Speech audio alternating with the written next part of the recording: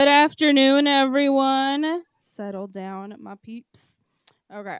Before we formally welcome Dr. Morgan Phillips to Mohave College, let me take a minute to review ground rules for public forums.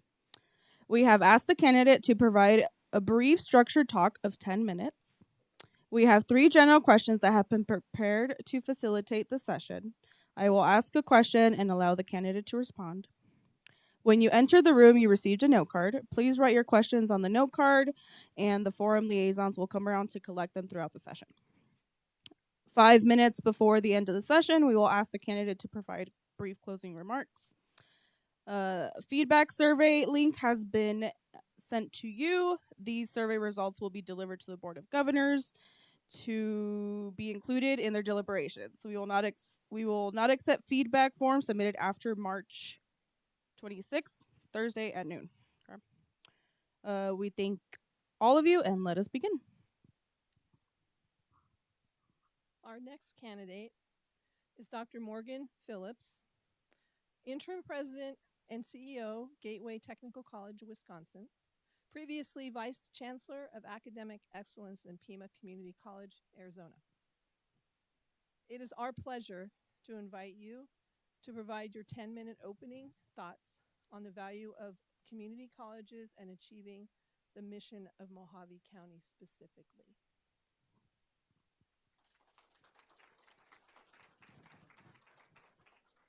Thank you so much for that introduction. It is great to be with all of you here today and to be able to share with you about community colleges and my impressions of Mohave at this particular point and things we would like to be able to do to better serve our students going forward. Now, the challenge for me as someone that has a background in higher education is that 10-minute piece because the history of community colleges is something that's near and dear to me and really important. And when I went to Gateway, a lot of the individuals there, I was surprised they didn't really know the genesis even of their own institution in Wisconsin and where it came from and why it was the way that it was. So I want to share a little bit of history with you to begin with, and I'll try and make that a little bit, and then talk to you a little bit about goals moving forward, both for community and technical colleges, but also for Mohave. Community and technical colleges were created back in the early 1900s really for 2 reasons. Number one was the universities desired to have a way to have more students coming to their school that were better prepared. And they felt that if the students went to a school before their school, that would be beneficial for them. And they created something they called junior colleges at that point in time. In Illinois, the northern part of the state, very close to where I'm at in Wisconsin right now, the nation's first junior colleges there appeared. There were other institutions, same time frame, in 1911, where the state said, it's really great they're preparing people to go to the university, but we need to prepare some people to go to a job. What we need is something after high school to get people skilled up so they'll be great employees. And they created what they called technical institutes at that point in time, which became technical colleges, of which the very first public technical college in the entire nation is now called Gateway Technical College in Wisconsin, where I'm working at right now. And those 2 organizations are addressing those needs until we get to modern day. And what you start to see is it's hard to segregate your students and say, well, you're a transfer student or you're a student that's focused on workforce, because students have their own goals and their own plan that we're trying to help them meet. And frequently that may be, I'm needed a job today because I have to support my family, but that doesn't mean that's what I want to do forever. I want to have the ability to move forward and advance myself in my career. And maybe I would like to be able to get a higher level degree, get a 4-year degree someday. And so colleges, both technical colleges and community colleges, have begun this process of combining programs and better focusing their work to help students move from wherever they're at, to identify the goal that they're trying to meet, and to provide a pathway for the students to move from where they're at to where they want to be when they're done. And I'm really excited to see Mohave College. That's really part of your mission in the way that you state things, the pathways to move students to where they want to go and being excellent in doing that, because that's really what I believe community and technical colleges should be doing. And I'm excited that you've started that work here at Mojave, and I really want to help you continue in that work. Sometimes I'll have people talk to me about 4-year degrees because a lot of the community and technical colleges around the country are now starting to offer 4-year degrees. And some of them, like Mojave, just call themselves college now, not necessarily community college or junior college or technical college because they have the 4-year degrees. But this is different than the 4-year degrees that you might get in Tucson at the University of Arizona, where I'm working on getting a degree in some area, art history, right, Jake? So that I can do research going forward in the history of art. These are 4-year degrees that are focused specifically on how am I going to help myself advance in the career that I want to have. So I can be a nurse, I can go through a healthcare program, I can be an RN, but I want to advance, so I need a BSN to be able to go to the next level. And so that would be an appropriate place to be. One of the schools I've talked with in the past, Red Rocks Community College in Colorado, actually has a master's degree program in physical therapy at their community college because that was an employment need in their area. And they talked to the state there in Colorado and were able to put that program in place to help meet those student needs.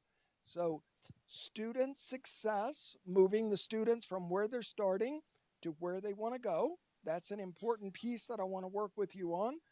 Having the students, when they're completing their programs here at Mohave, for them to be connected to the transfer institution they want to go to. If they want to go to med school, be a lawyer, whatever those programs are that don't really make sense for us to have here in Mohave County, or they're connecting to the workforce in whatever kind of program, bachelor's degree program, associate's program, certificate program. Maybe it's just a certification because I want my CDL license.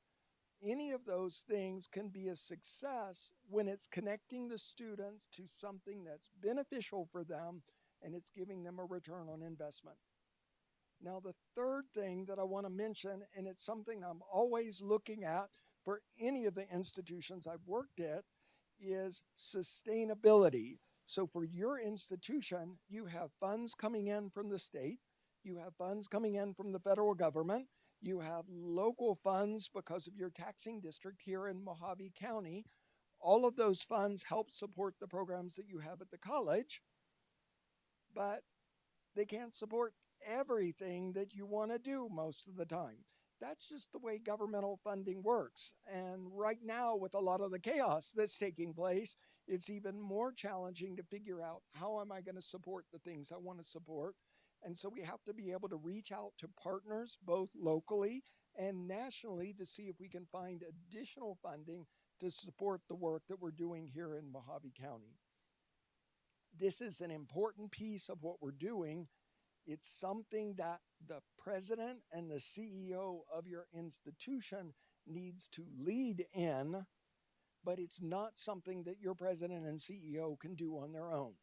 One of the things I'm implementing right now at Gateway, which is not going to benefit me as much because I'm hopefully going to be back in Arizona in a few months, but it will benefit their new CEO, which is someone to help them develop across the college people's skill and being able to talk to their neighbors, being able to talk to other legislators, to talk to other people in their community about what's happening at the college, because the more that information is shared, the more likely it is for us to be able to have impacts on things that are happening in the state. I know this is possible because there is a lot of expertise in this room. You don't become faculty members and staff members at a place like Mohave unless you're a pretty sharp individual. You know a lot of things and you have a lot of ideas on how to make things better. And so I'm going to be relying on all of you here to be part of the decision making, to part of the discussions for moving the institution forward. I don't know everything. Now, I have some gray hairs. I know lots of people around the country. I know a lot of stuff. I know a lot of people, but that's not everything. Things that we have happen in our walk, in the work that we're doing, show up that need to be different than what we originally had in our mind. And being able to step back and say, I didn't think about it that way. That's something we want to include in this is really important. And the way we find that out is by working together. I am transparent in what I do, almost failingly so. You're going to say, I'm not really sure I needed to know that, but he's telling us about that anyway. I'm going to share with you where it is that the board and the community want us to move and how we're moving that direction. And I'm going to ask you to provide feedback on all the things that we're doing here at the college, because us working together and supporting each other is how we're going to be most successful here in Mohave County for our students and our community. And I think I'm going to stop at this particular point. I'm not 100% sure about the 10 minutes. I told them about you need a clock in the back that counts down, but I don't think I'm too bad off. Am I okay? You're finished right on time. Thank you. We now have three general questions before we move on to audience questions. Please share with us why you think you should be the next president of Mohave College. So I think I can help Mohave College in this next step in its growth. I have a lot of background and knowledge and connections that I can bring here with me to Mohave to help you in the work that you're already involved in, to help move that forward. I know the way to be able to work with people from experiences I've had at other institutions to engage people at the college. I am someone that will be out at the campuses, out in the community. You will see me frequently wherever you're at and wonder, why is he here today? Morgan's on our campus doing something. And most of the time, what I'm doing is just going to be having a conversation with you and finding out about how things are going and what we can do to make things better. I'm having those same conversations with people in the community. At Gateway, they actually think I'm a little strange with some of these things because I talk to people in the city park, I talk to people at the grocery store, I talk to people all over the place about Gateway and what do you know and how can I help you? Because it makes a difference. When we just talk amongst ourselves, we only hear the things that we think. In the same way that we need information coming from faculty and staff to be part of our processes, we need to really be engaged with the community and hearing from them as well. And so that's one of the things I would bring here with me when I came here to Mohave to help you out to be your CEO. I plan for Mohave. If you decide to have me here, this is going to be my project for the next decade. And so I'm going to work with you. And the end of that project is not we're done. The end of that project is the same thing that I'm doing right now at Gateway, which is preparing the institution to be even more successful with the person that comes after me. And so that's one of my long-term goals, is to make sure all of you are invested in the college, because the long-term success of Mohave is in this room right now. And whenever I'm gone and someone else is here, you're still going to be here and you're going to make that difference. And so I really want to invest in you and help Mohave County. Thank you. Please give one specific example of how your management style has helped to move an initiative forward. So, the main thing when you're talking about moving initiatives forward is you have to make sure people have a clear understanding, number one, of why you're doing whatever it is you're doing. That's one of the biggest challenges that I have seen at institutions where I've worked, where people are working on trying to get something adjusted at the institution, and they know this is important, we need to do this. But the people across the institution don't know this is important, we need to do this. And so they need to be spending more time talking to people on the campuses, talking to people in the community about why is this the case? Why is this change need to happen? A lot of the meetings that I've had at Gateway this year have been meetings with the college community, with the people on campus, with the people off campus, talking specifically about our budget challenges in Wisconsin. When I came there, I found that they had a deficit issue for the last 3 years with their budget. They were continually having discussions about what are we going to do to cut the budget this year? Is my job going to go away? What's going to be the next thing? And it was really stressful and difficult for people on the campus. And I said, this is not something that needs to go forward. The board and I discussed and said, we're going to fix this so it's good for the next 4 to 5 years. And we're going to have a plan for how, after 4 to 5 years, if we followed through on it, these deficits are not going to be an issue for us unless some other catastrophe happens worldwide that we can't predict right now. So we worked on developing that budget. We had conversations with people about why this was necessary. A lot of the individuals thought it was really interesting that, well, you just came to Wisconsin here in July and you're having conversations with me about funding in the state of Wisconsin that I had no earthly idea this is how things worked. And I've been working here for 10 or 15 years. That's a signal that there's an issue. And when you try and change things, that creates problems. In North Carolina, one of the things I was able to do is because of that transparency, because of having those conversations, we got to a place where, in many cases, I could say, here's an adjustment we need to make for this reason, not in multiple campus meetings like I've been doing in Wisconsin, but one email. I would invite people to come in and we'll have a discussion section so we can learn more about it. And I would get responses back that says, no, I understand what you said. It's fine. And we went on and we made the change. The reason we were able to do that is because people were able to start relying on the messages that they were hearing and understand how things fit together in their system. Arizona has a system for funding that's very similar to Wisconsin. It's actually a little better, believe it or not. Wisconsin's a little rougher in the things that they do to their technical colleges. But Arizona, we have to work through the things that we need to work through, and we can solve those problems together. And that's an important part of leadership that we need to have here.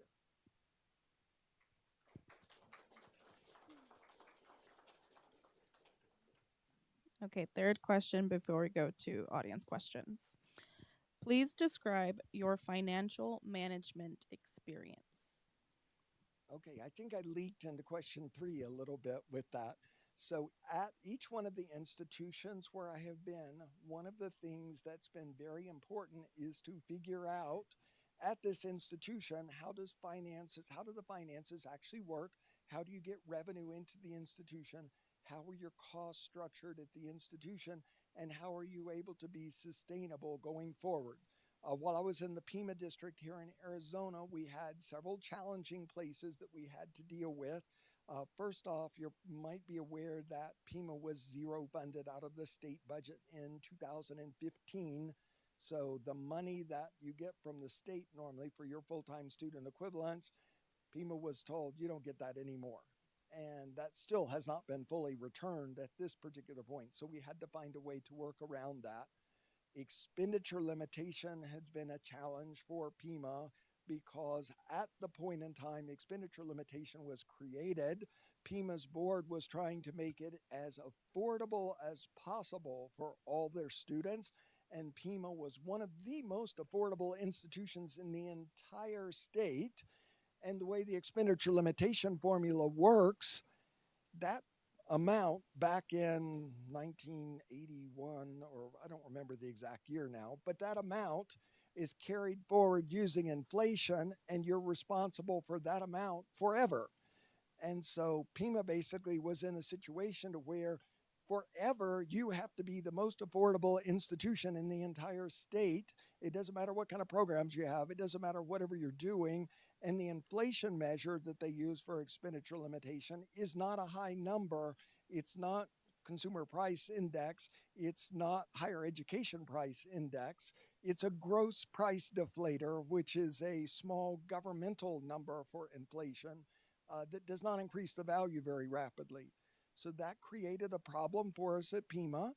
We were trying to work around that problem. We were able to communicate that with the local community, and we actually had a ballot initiative that was passed that reset our number back from the 80s to say Pima should get whatever the average was, not even a high number, just average, what the average was for the other schools back in the 80s.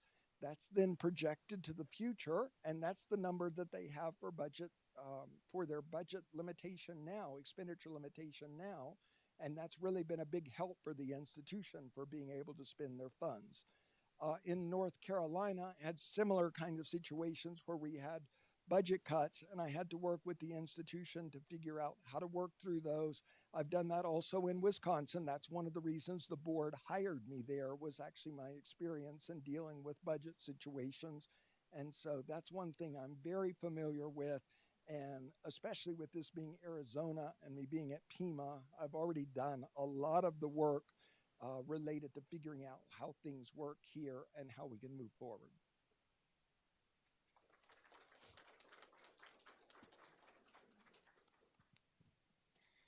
We have about 15 minutes for audience questions, and I will go ahead and ask the first one. This one's a long one, so Okay. okay. AI adoption often brings both innovation and anxiety. How would you lead the cultural change required to thoughtfully integrate AI into academics and operations while addressing concerns about the job displacement, academic honesty, and digital literacy? Okay. I love this question. My background in school, I worked in technology. My master's degree is mathematical sciences, which is math, statistics, and computers. Now, admittedly, computers weren't doing AI at the point I was doing those, but I've been following along with IT and computers, so I am familiar with a lot of these things. And I've been working with groups in AI both at Pima and at Gateway. Pima's about 1 year ahead of Gateway in the things they're doing, but we followed the same kind of path, which is setting up a cross functional group at the college to have some real AI discussions and to talk about the things that you just mentioned. How do these things change what we're doing at the institution? How can we bring in outside perspectives and see how can we do things better for our students, and how can we do things better for our community? Where do we need to adjust the work that we're doing as employees for the college so we can be successful in this new AI universe and do the things that are going to work well for our students? One of the things that we have talked about at Gateway is the fact that we're not looking for AI to replace anyone. And the reason that we're able to say that is because there's so many things historically we have said, wow, if we only had the people to, and then you fill in the blank because people say that about everything. You know, I could do a lot better job if I had more people to talk to the students that had an issue in their class this week, or I could do a better job if I had more people to contact the students that this semester they're registered but they're not next semester, and I don't know why. I could do a better job if, as an IT person, I wasn't having to tell the people, did you restart the computer? It's like IT could do that. We have an IT agent, AI agent at Gateway already that's functioning, that's connected to the help desk for IT. So whenever you ask for help, you actually are talking to TC, which is Tech Central, is what they call their IT area there. So they use the initials TC for the agent's name. And TC will talk to you about your computer problem. And TC will help you fix your computer problem. If it's a general problem, you need your password changed, telling you restart the computer works to fix the problem, any of those things. When TC can't fix the problem, normally what you would have done in the past, you turned in a work ticket to tell people, here's the problem I'm having. Could someone help me fix this? TC fills all that out for you. So he's been talking to you and understands what your issue is. He fills out the work ticket and says, okay, I can't fix this right now, but I sent a ticket in, and Bob or whoever the tech is going to be in contact with you soon to make sure your issue is addressed. And that all happens automatically. And we have built that this year. The TC project that we did gave us some experience working with these agentic agents that are doing this kind of work. And we're in the process of identifying multiple places across the college where we can bring those kind of agents to bear on problems that are things that we just don't have people to be able to do that. TC works 24 hours a day. We can't afford to have IT help 24 hours a day. We're working on an agentic agent. I mentioned students that are registered for the fall, but they're not registered yet for the spring. So this agent calls the student up and says, hey, this is Rudy from Gateway. I'm calling to check on you. Rudy's our mascot. Calling to check on you because I noticed you're not registered for the spring yet, and I wanted to see if there's anything we can help you with.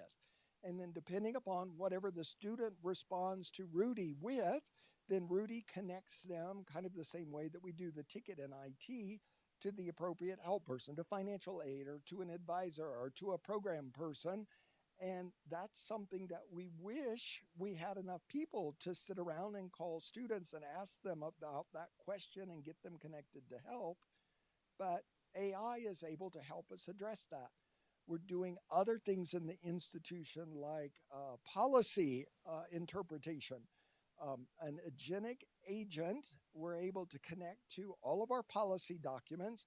So if you're a new faculty member and you're saying, you know, I really want to buy this thing for my program, how do I actually do that? You can ask the agent, how do I get some new supplies for my program? What do I need to do? And the agent will walk you through the process to do whatever it is you need to do.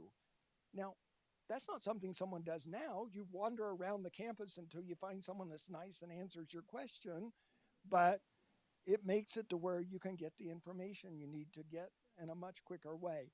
You can do these same kind of things with students. A lot of times people will say, well, this AI is doing, or this AI is doing. AI is not doing anything that well to do students couldn't have done before. Think about it. You're saying, well, the AI wrote this agent. You think there weren't students in the past that were paying someone to write their essay for English class? I hate to tell you that was happening. What's happening now that's making a concern is, well, it doesn't cost a lot of money for that to happen now. I mean, you could have someone write your dissertation for you, pay them. Well, the place that breaks down is you come in and you sit with a committee of people and they talk to you about your dissertation and what did you learn and how does this work and what happens with this thing.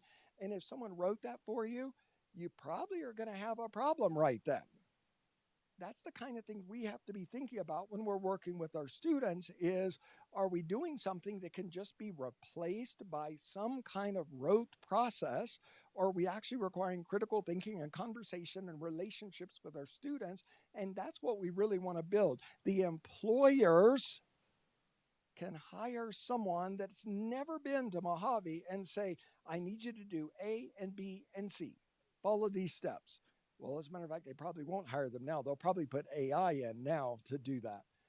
What they can't hire is someone that's thoughtful, that's a critical thinking person, that's able to have conversations and relationships with other people, the durable skills that they need in the workplace.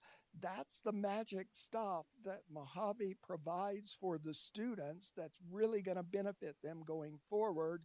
And that's the thing that we really need to focus on. AI is just a support for that. It can do a lot of work for us, but it's no different than that graduate teaching assistant that you used to send off to do work if you had one of those at any point in your life. Thank you.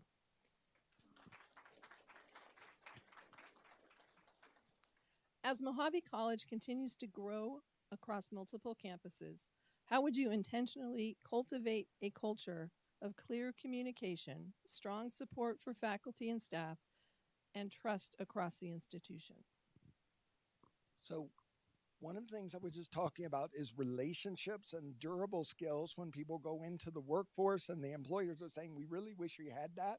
Those durable skills are built because of interactions between people, real live people. And one of the things that we need to have in the college is interactions between different areas of the college, interactions between different campuses at the college, so we understand each other as real live people.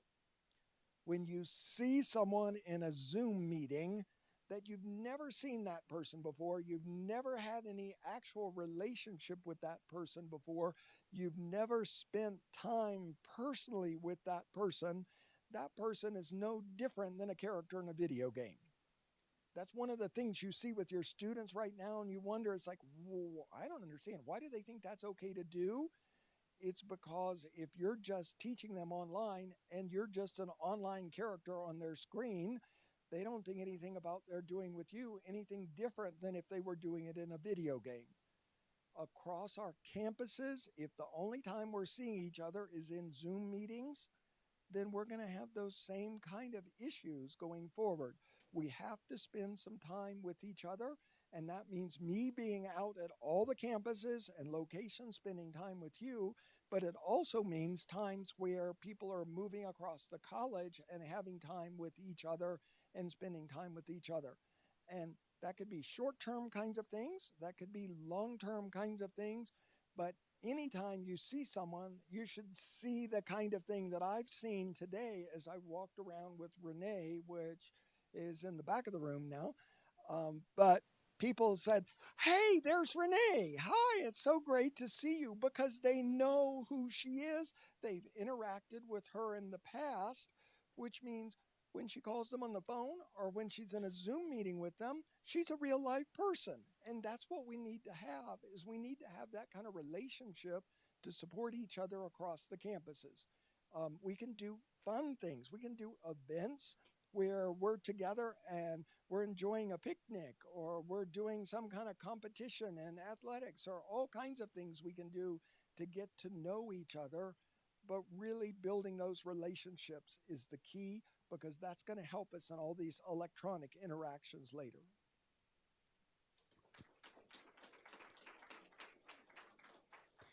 It looks like we have time for one more question. This one's also a long one. In the community college setting, responsiveness to local industry is essential. How would you ensure non credit and workforce programs can be developed and delivered quickly to meet changing employer needs? That's a really great and a critical question because that's the thing moving forward that's going to make colleges successful or not. That's the thing that's going to allow the local area to be developed economically or not, is how we're responding rapidly to employer needs. Now, regrettably, there's not a magic pixie dust, something you can do to fix this. There's two pieces that are essential that you actually have to work on. It requires practice and it requires effort. And if anyone's telling you, oh, you can just do this thing and it'll fix it, it's not really true. The number one of those things is developing curriculum is an art. You have to be able to talk to people to figure out what do they really need this student that's completing this certification, this certificate, this degree to be able to do. And then you have to, once you figure that out, be able to translate it into some kind of program, some kind of curriculum where you have accessible outcomes that match up with whatever they told you. That's not a project that's natural for people to begin with. That's actually one of the huge strengths that Wisconsin has, because you remember, first technical college in the country, the technical colleges were designed to do just that. So since 1911, they've been doing that first part. What I've been doing at institutions where I've been at in Florida, in North Carolina, in Arizona, is I've been saying, look, I know people that know how to do this. Let's get together. Let's look at how to make this happen and let's practice at it.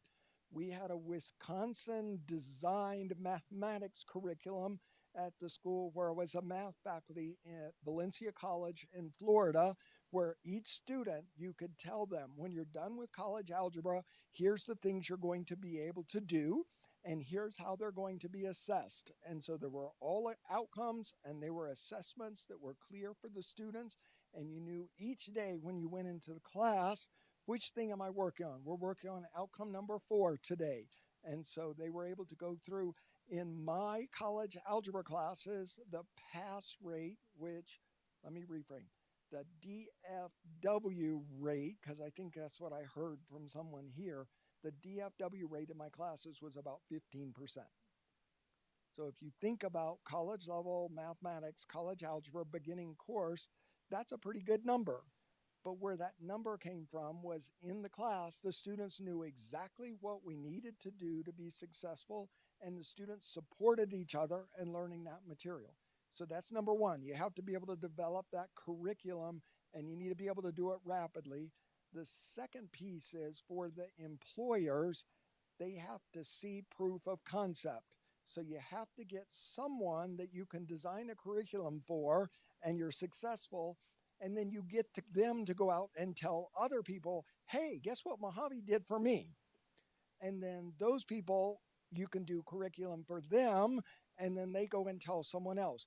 At Gateway, we just had Microsoft come in, and we're doing AI data center training certificates for Microsoft. They're funding the programs for us at Gateway for us to develop the programs, and they're funding for the initial classes of students to go through the program to work in their $5+ billion new centers that they're putting in Mount Pleasant and Racine County in Wisconsin. That's been a year ago that we got that set up. Right now, we're in conversation setting up a program for Eli Lilly. They're doing a $7 billion investment in Pleasant Prairie in Kenosha County in Wisconsin. And the reason they're doing that is because they saw what we did with Microsoft. And they said, we want that too. We want you to have people in our program. We want to work with you to get a training program set up. We're doing something similar in Indiana. You can coordinate with Ivy Tech in Indiana to help you with designing a Wisconsin version of the certificate. But we want to be here because we know Gateway can do that. And that's one of the things Mohave can do too.